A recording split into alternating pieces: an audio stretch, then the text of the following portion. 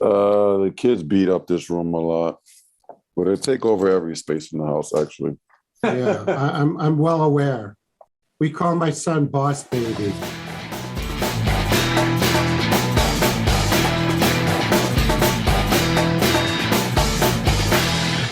Ladies and gentlemen, welcome to week 3 of New York Sports Nation podcast. Coming to you from the PIX Sports Department, high above 42nd Street in the heart of New York City. I am your host, the executive producer of the PIX 11 Sports Department, Todd Ehrlich.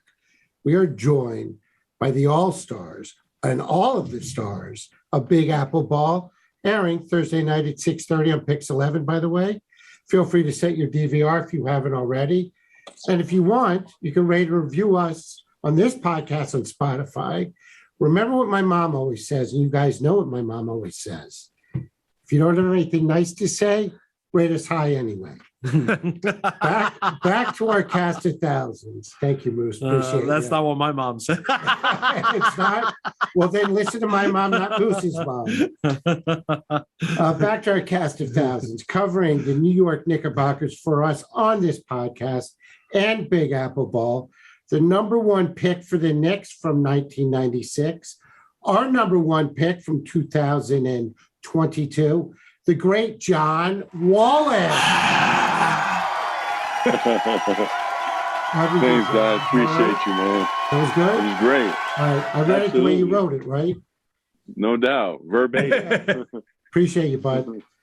Covering the Brooklyn Nets for us, the pride of the current Big East champions, the Villanova Wildcats, the equally great Kerry Kittles. So, Kerry. What's going on, guys? Thank you for having me. Appreciate it. Dude, appreciate you. And from the PIX 11 Sports Department, the co-stars of Big Apple Ball, my favorite sportscasting animal, the Moose, Mark Mauceri.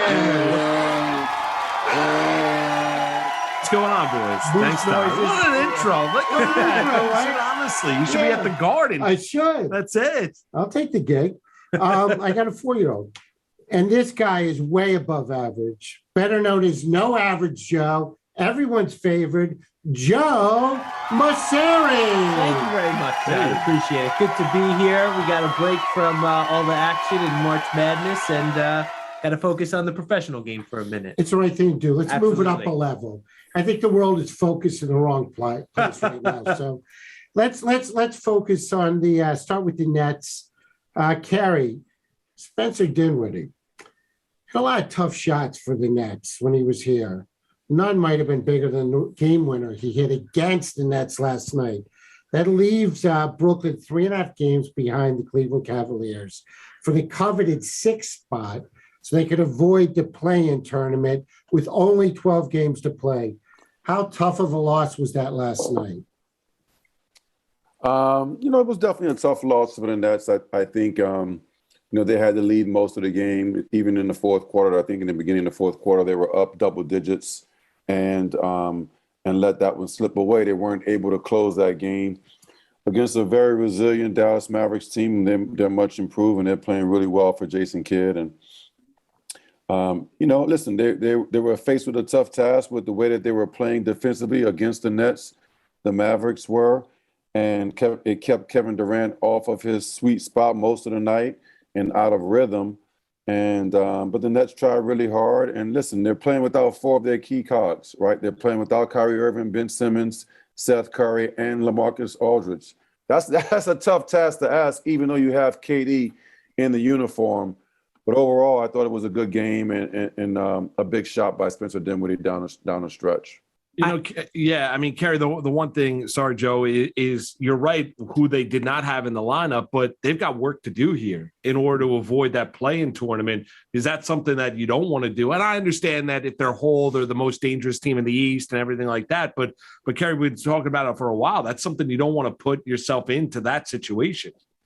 I think at this point in the season, right, we're middle of March now, and this team has had so much to deal with. I don't even think it matters at this point. I just think as long as they have a chance of being in the postseason, the play-in game, all right, fine. Let's just take what we can get. because of all the adversity that they dealt with all season. The trade, the vaccine mandate with their second best player. Simmons is out of the lineup. I mean, you name it. The coach missed a few games with COVID. I mean, they've dealt with it all. And if they can find themselves in that playoff game, we can take what we can get. Kerry, I got to say, when Todd mentioned Spencer Dinwiddie's name, it looked like you smelled some sour milk over there. You weren't happy with that one at all. But I got to say, the nightmare scenario is playing out for them, because I agree with you. At this point, it looks like they're probably going to be in the play-in game. But right now, as it stands, they would go to Toronto for game one, where Kyrie Irving can't play. And then they would host the second game against the 9-10 winner, where Kyrie can't play. And I think that is going to be a really tough task, regardless of who they match up against, if that's the way it plays out. So I really think that they need to get to that 7th seed at the very least, so that they'll have home court advantage, although they haven't played well at home at all this season. But having 2 games where Kyrie Irving can't play is just the worst scenario, I think. I think Kyrie plays in the home game regardless of the vaccine mandate. I really do. Just pay the fine.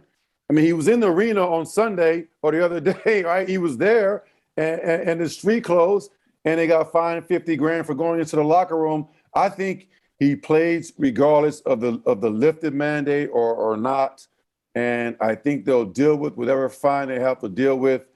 And I just can't see that scenario playing out where he doesn't get vaccinated and he's just not in uniform in a postseason game when all the chips and marbles are at bay, with the chance of potentially going to the NBA Finals and having a chance really over a vaccine. No, I can't see that playing out. I really can't. Do you think that KD, Nash, and the Nets will sit down with them and say, Kyrie, take a look at this. Can you get the shot, please? You made your point. Everybody respects you, respects the point. If he gets a shot, he can play in Toronto also. I mean, it's a lot for him to come back on now, right? He's been rooted for quite some time in his decision. And now you're going to go beg him to get a vaccine that he's been pretty stiff on. So look, he has a chance to opt out of his contract. And if he decides to do that this summer, when you've turned your back on the organization in some ways by not being a team player and getting a vaccine that we've seen is proven to be harmless as far as having adverse reactions. So you want to have your own agenda in that sense. I can't see the team rewarding him in the offseason and saying, oh yeah, Kyrie, by the way, we'll tear up your contract and give you a multi-year deal for $100 and something million or more, even though you're only going to play in half the games. Like, it doesn't make any sense. What if the virus comes back in the fall next year and we're dealing with the same thing? Really? Do you want to have a player sit out again next year if we have some other variant that emerges in the fall? It doesn't make any sense to me. This has been really fun, though. I've enjoyed this, haven't you? I'm sorry? I said, this has been fun. Watch you play, not play. We could do this again next year. Like a soap opera. There's too much at stake, and I think the team has compromised themselves quite a bit since Kyrie Irving has been a Brooklyn Net. They've compromised themselves quite a bit to meet him halfway, and I think at this point, he needs to do his part. Whatever that part is, he needs to figure that part out. Kerry, you mentioned the fact about paying the fine for Kyrie to play. And I think that's interesting because that was a topic of discussion a while back when we first heard about New York City having this $5,000 fine initially that they would impose. But the league had come out and said, no, we're going to say our teams have to comply with the local mandates. But since then, Adam Silver has kind of come out and been critical of the mayor and the mandate as it stands because it seems so inconsistent. So just for my education here, what's your latest understanding of that rule and how it applies? Would the Nets be able to let him play and they could just pay that fine? Is that a realistic possibility? I think so. I mean, I haven't heard otherwise from anyone else. I mean, he's in the building with his street clothes. You mean to tell me he can't go in the locker room, put on his jersey and his sneakers and play in the game?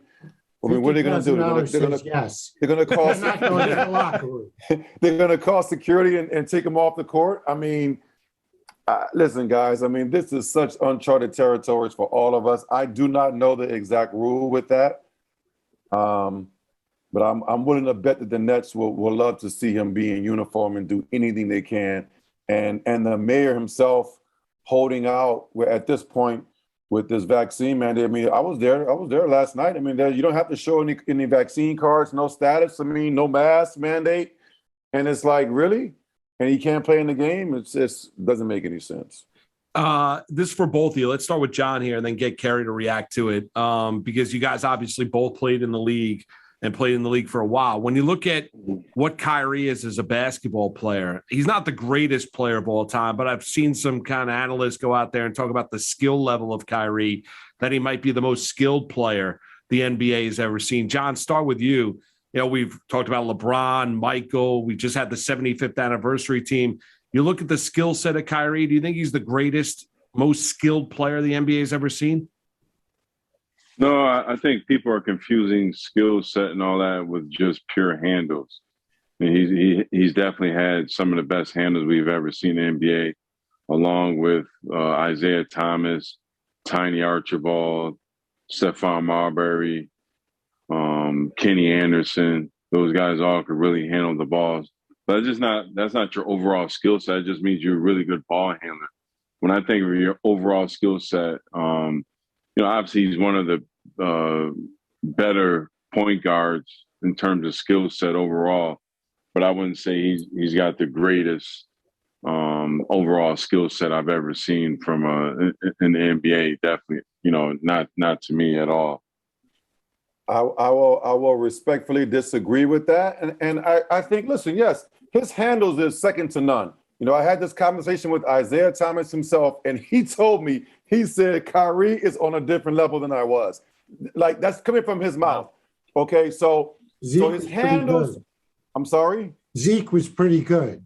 Zeke was pretty good. And that's why I said, I looked at him and I'm like, are you serious? And he goes, yes, Kyrie has way more than me with the ball. And so I think that I think you could look at his ball handling skills, but what I think he does better than anyone in the game is his shiftiness, his changing directions, and his counter moves. I think he's the best counter puncher we've ever seen. He goes right, he goes left, he pulls up, he finishes at the rim, right hand, left hand, he shoots over bigger players. He has his arsenal is just so deep. I can't think of a player that can do all of that combined. He's got long-range threes off the dribble. He works the ball screens. What can he do? What more can a basketball player do as far as skill-wise? He posts up players. He scores with his back to the basket for a 6'3" guard. I mean, he scores in transition. He does everything exceptionally well. I do. I think he's the most skilled player one-on-one with the ball in his hands we've ever seen. I know he has scored 50 and 60 points in 2 out of the last 3 games. Go ahead, John. I'll let you go first because you seem to have a strong reaction to that there. I mean, wow. No, I'm shocked Kerry said that. I mean, I think Kyrie's very good, but wow, I think that's a bold statement. What do you like? For me, what does Kyrie do that like Kevin Durant can't do? Oh, I mean, I just think he's got more counter moves than Kevin Durant. I think when you look at certain players. Yeah, you know why he needs counter moves. I know he does. Kevin Durant doesn't. He just gets to his spots and pulls up right over your face. Yeah, that's why I think Kyrie is more skilled because of those counter moves. We have players that have definitely been more athletic that can get their shot. Jordan had a great fadeaway. Kobe had a lot of counter moves. KD is 7 feet tall. You can't contest that shot. So, yes, Kyrie has to have those counter moves, and that's why he's that elite. To me, that's why he's in an elite category, because he's able to do that. He shoots the ball in the lane with his left hand. He's got spin moves off the glass. He's got so many counter moves. That's why I think. Yeah, but Kobe did all that. Yes, Kobe had a lot too. I just think that Kyrie didn't have as much athleticism as Kobe, but he has all the same counter moves, if not more. And his speed and his change of directions. And you see how he changes directions on a dime. And I just think, listen, I appreciate Kobe. I tried to guard him a couple times. I wasn't. How'd that work out for you, Kerry? Didn't work out well. I wasn't successful. I mean, I played against Kobe, so I know Kobe's counter moves was exceptional. It was nothing like Kobe in an era when I was trying to slow down Paul Pierce, Ray Allen and Allen Houston and others, and Kobe was just that much better than those guys. Respectfully, John. But with Kyrie, you can't tell me a player that has all those counter moves. You can't. Right hand, left hand, threes, pull-ups, layups. I mean, it's incredible to watch. I'm going to use a football analogy here because this is like you're talking about Kevin Durant running like an old Vince Lombardi playbook where they're going to line up. You know what they're going to do. They're just going to do it better and you can't stop them. And then Kyrie's like the Andy Reid playbook where he's got running backs coming out of the backfield using motion and all this stuff. They're both effective. They're just different types of offenses. Oh, yeah. I'm not saying that Kyrie's the most effective scorer. I'm just saying skill-wise, pure talent, skill, there's nothing like it.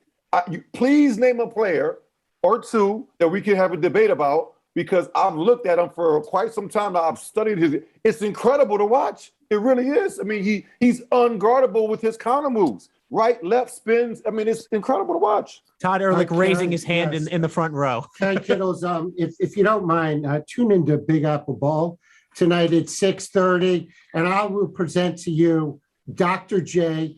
Julius Irving. He'll be on the show. That guy had counter moves. His moves had moves. Yeah, I would argue down and debate anyone down. I will say that there was a lot of players that had athleticism that can finish above the rim, can shoot, jump over players and get their shots off.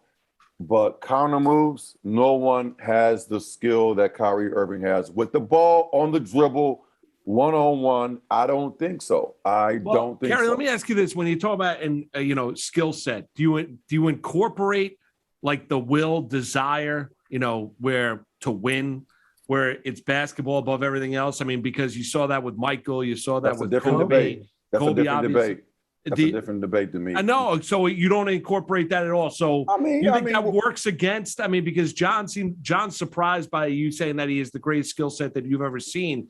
You think it works against Kyrie Irving, the perception of him as a player, because of some of the nonsense and the BS that you've seen in certain spots? 100%. When you're talking about yes, I would agree. When you're talking about the totality as a player, all what he brings to the table, his winning attitude, his competitive spirit, the mental focus, the mental fortitude, yes, that's a separate conversation. Right now you're talking about the Jordans and the Kobes and those guys, right? But I'm talking about just pure basketball talent and skill. We're having that discussion.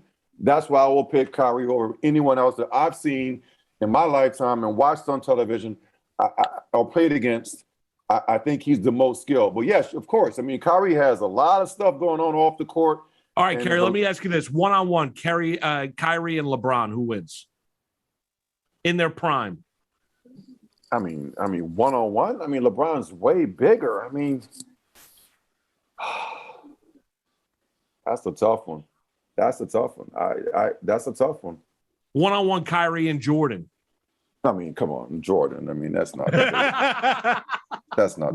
If this is unfair, he's painting you to a corner. Yeah, here. I mean, you're talking about the two top three players of all time, Jordan and LeBron against Kyrie Irving. No. I think ones and twos though, and loser takes.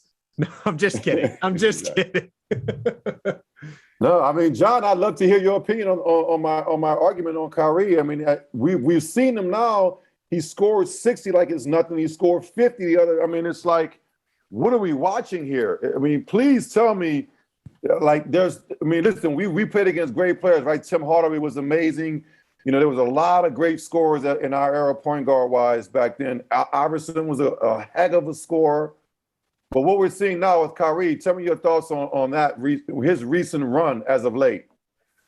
Well, he's definitely been on fire. I definitely agree with parts of your sentiments about Kyrie. I'm just not on board with saying he's the most skilled player, because I just think of players who, like Kevin Durant, who are just so skilled to me, like so skilled and can do anything on the basketball court at that size. And, guys like Magic Johnson, 6'9" point guards, skill set wise, he doesn't get enough credit for his skill set and turning himself into a shooter during his career. And Yeah, you want to separate it because that helps your argument. You want to compartmentalize and say, all right, let's just talk about just pure skill set. But you have to talk about it in totality because that's the player you're going to get on your team when you talk about these things. And in totality, when you start putting everything and all the ingredients, when we start seasoning up each player, Kyrie's missing some ingredients, and he doesn't get all the seasoning that all these other players get. He get a heavy dose of skill set seasoning, but all the other stuff that it takes to win games and be in the locker room and all those other seasonings, he's lacking those seasonings. Therefore, his meal is not complete and it doesn't taste as good as mine. Anytime you bring us into the kitchen for a basketball analogy, I think we're all there with you. Man, that was deep, and listen, I'm from Louisiana, and I just started learning how to make my own gumbo from scratch, and so I get all those ingredients that you just mentioned, and I will never sit up here and argue that. Right, to say that Kyrie Irving is the best player, the best scorer, all of that. You're right. I will stop when it comes to that. I will stop after the skill set argument.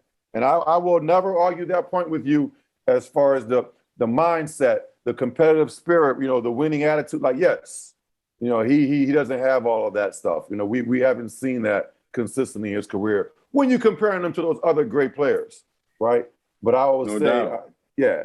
The skill set argument, that one, yeah, I'll stand by that one against anybody. But yeah, totality, if you want to go there, I mean, yeah, you open the camera, of course. Jordan and Kobe, to me, that it stops with those two guys, in my opinion.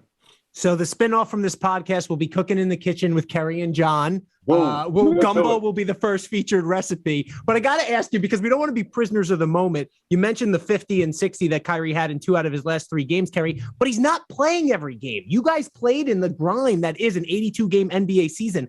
How much does him being fresh help him go out and perform the way we're seeing right now? There's no question about it. I mean, listen, there was a reason that Greg Popovich decided to do that rest mode with Ginobili and those guys as they were aging, right? Like, and take those games off, you got fresh legs. And now he's in the rhythm. Before he was fresh, but he wasn't quite there yet from that layoff of having not played. But now we're seeing a guy in his rhythm with a couple of days in between, and he's playing exceptionally well right now. So if you want to talk about fresh legs, for the Nets to fulfill their ultimate goal, they need Ben Simmons on the court. This week, Steve Nash said he's, quote, extremely hopeful Ben will play for the Nets before the regular season ends. You have your ear to the ground, Kerry. What are you hearing? Yeah, I'm hearing that the back is something that's more concerning than what we're being led to believe at this point. So he's gotten traded now a few weeks ago, and he's 25 years old. And there were no initial back stuff until a couple of days until his trade came over, and now it's like, oh wow, the back is sore, and it's like 2.5 weeks later. Now you're getting an epidural. I mean, what's going on here? I want to know, has he ever had an MRI on the back? And what does that MRI say? Is it just irritated, or is it really a herniated disc? That you're doing an epidural, which I've had before in the back. That means that there's a lot of inflammation in there. You're trying to calm down, and it's like, what have you been doing? What is this new? Has this been going on for a while, even when he was in Philadelphia? So I don't think he's going to play. I really don't. I think that there's something that's going on there that they're not saying right now. Kerry, I have newfound respect for you. You took an epidural needle. Did you see it? Whoa, that's incredible, man. Woo. Yeah. Damn. Yeah, when you have a herniated disc and you have to get that pain to go away, that's the only thing they can do is put that medicine right in that area where you're feeling that inflammation, that pain. So yeah, I know what it feels like. Any drug that you need to give to a woman in the middle of birthing, I think we can all have respect for, to imagine the pain that they're going through. You ain't lying, for real. Speaking of pain, let's turn to the Knicks. The playing spot, it's heating up. The Knicks are 5 games behind Atlanta now, with only 13 to play. John, we take your temperature every week. They had a big win last night against Portland. How are you feeling about the Knicks' playoff chances now? It's still very tough. The situation getting more bleak as the games go. But the Knicks they've been playing, last week, 2 weeks, they've been playing really good basketball, just a little bit too late. It's gonna take a hell of a run towards the end here in these last 13 games to get into the play-in. But for next year, they got some real good building blocks for next year. Some things they got to analyze this summer, and see what next season holds for them. But right now, do I think they can make the playoffs? It's going to be tough, man. I mean, they'd have to go on to like another type of win streak, and 5-6 games or something out of these 13, 6-7 games in a row to really get back in it. And on the flip side, you got to hope that Atlanta, hits a little lull and goes on a little losing skid themselves. And if you have those two things able to happen at the exact same time, then there's a chance for the Knicks to make it. But I mean, now you're looking for almost miracles. It's going to be tough for them this year. John, what do you think has led? You mentioned it. What do you think has led to the uptick here watching this team, where they played a lot better basketball last 2-3 weeks? The offensive energy, the defense has been really good, and some of the younger guys have been playing. So that's just energy, in itself. The youthful exuberance that's been out on the court a lot lately. So they're playing a lot more pace. And the Knicks, throughout most of the year, have been one of the slower paced teams in the NBA, which leads to them not getting as many opportunities. It means you have to be very efficient when you're not getting those opportunities. You have to make the most of them. So they've picked up the pace. They're getting out in transition a lot more, and they're having fun playing basketball. And you can see it on with the way they've been playing lately. It looks like Tibbs is going to be back. That's what I'm reading every place. Nothing official, obviously. And it seems like he's coaching for next year. He's playing some of the younger players. And like you said, he seems to be getting a lot more energy out of them. Do you have any optimism going into next year based on, like the Moose said, that they've been playing better the last couple of weeks? Oh, yeah, because I know Tibbs with young guys who want to get in the gym and work, they're going to get better. So I'm knowing that all the young guys that have been given opportunities in the last couple of weeks, they're going to get in the gym right as soon as the season's over. They're going to get right to work, and they're going to really find out, what they're really made of, because they're going to have a full summer, full training camp, full everything with the team. And, some of them are going to play in the summer league. That's going to be good for them. It's going to be great for their confidence. So I'm looking forward to it. I think that Tibbs, in terms of his player development and some of the guys he's helped establish during his NBA tenure as coaching, whether it's an assistant or a head coach, has been, unquestionable. Some of the guys he's developed. So I'm looking for him to do that with the young guys we have on the team now. What can you tell us about Kenny Payne and his value to the Knicks? Looking towards next year, he's going to be down in Louisville. He just took that gig. How big of a loss is that for the Knicks? Well, that's tough because, he's got a great relationship with all the young guys, especially obviously the guys that he coached and was a part of at Kentucky. But, you wish him nothing but luck over at Louisville. He's making a decision for him and his family. You can't get caught up in, whether feeling bad for the Knicks or whatever. Knicks going to find another coach that's adequate and capable, and Coach Tibbs is going to make sure of that, as will Leon Rose and those guys. They'll make sure that they find a coach that can,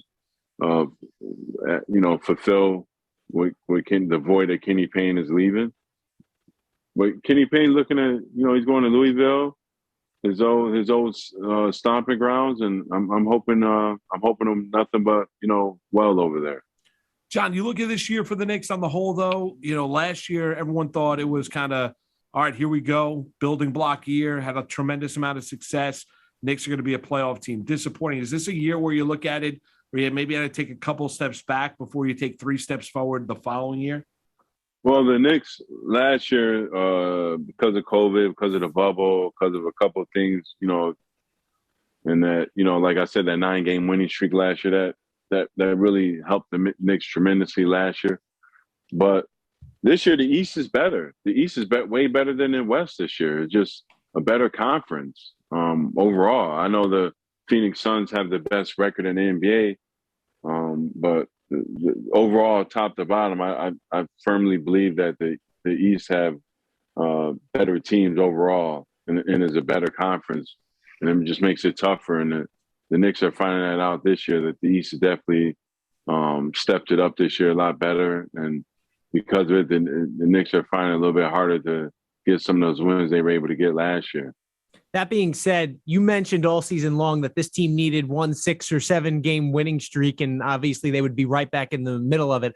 I thought they were going to get that on this West Coast trip. You had that heartbreaker to the Suns, which you just mentioned there. But this season, they have the most games where they've lost after trailing by 15 or more. When you look at that, what do they need to do to take that step forward and get over the hump in those games next season? Is it just about adding a point guard for some leadership, or is there something else that you see? Well, it's definitely a point guard related. And, the absence of Derrick Rose most of the year, or at least since December, has been very noticeable and very, very glaring. And is something that the Knicks are going to try to address, I'm sure, during the offseason in terms of trying to get a point guard and trying to get Derrick Rose healthy, because he's obviously still under contract. It's just unfortunate that he wasn't able to come back. It's unfortunate, that he's such an important piece to what the Knicks are doing in terms of the rotation, the bench, the minutes, the getting guys in the right positions. And, when you start having guys play out of position a little bit, trying to do more things than they're normally used to doing, it doesn't always go over well initially. So you got to give it time and just never fully adjust it to that absence of Derrick Rose, coming in and running that second unit the way he did so well last year. All right, let's finish on this. We're smack in the middle of March Madness. This podcast represents 3 schools loudly and proudly. My Maryland Terrapins, they're not really in it. Neither are Syracuse Orange, not really in it. The Villanova Wildcats. So I think we got to band together, support Kerry. And Kerry, you got the last word. How you feeling going into the tournament? I feel pretty good. I mean, I think, Jay Wright has done a great job there with that program. He builds that program up for these moments. The postseason is what it's all about. They finished the Big East strong in the tournament, and now they're a veteran team with some older guys and a little chip on their shoulders with Colin Gillespie, being out last year and now being Big East Player of the Year. So I think they're going to be a tough out. I'm going to be rooting for them as I always do. All right. So for Joey and the Moose, for John and Kerry, I'm Todd Ehrlich, and I'll leave you with this. Let's go Cats. I can never say let's go Cats. Are you kidding me? What do you mean? John, we're a band of brothers. We're a band of brothers.